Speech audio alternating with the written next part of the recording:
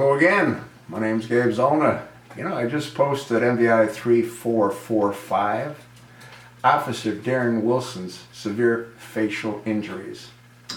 Now, what do we know? Well, we know that the less than Honorable Attorney General Eric H. Holder, we know that he went to Ferguson, Missouri. Now, we also know that the less than Honorable Attorney General Eric H. Holder, he met with the Brown family. We also know that he met with a number of citizens, African American citizens, that complained about the brutality of the police force in Ferguson, Missouri.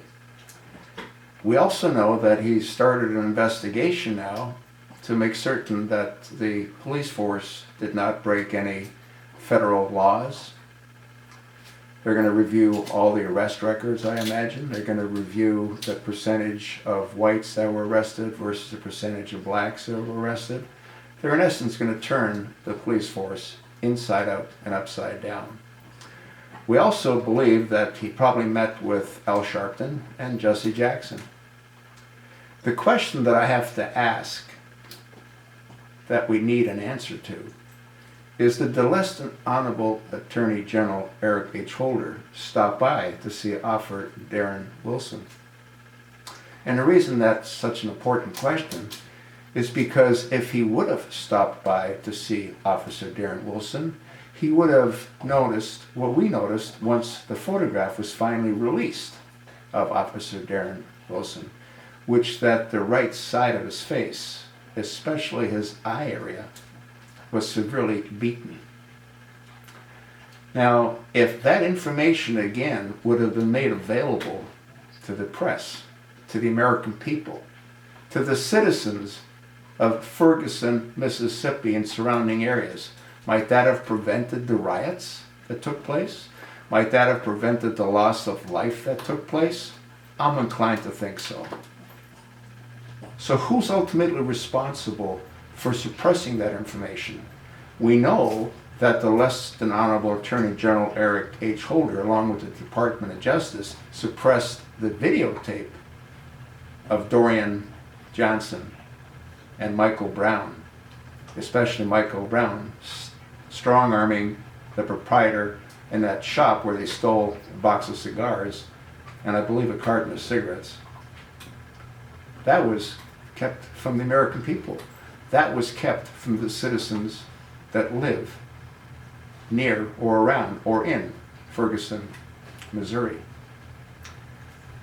If this is in fact a photograph that I posted that was sent to me of the officer, and if that injury is as severe as it appears to be, and if that information was suppressed by the Department of Justice, specifically the less than Honorable Attorney General Eric H. Holder Jr., do we not maybe think we've got a real problem with our Department of Justice? If this information was suppressed, the family who lost their loved ones that were killed in the riots, I think, should start a class action suit against the Department of Justice. Because if this information is true, and if this information would have been released, they might not have, well, they wouldn't have died.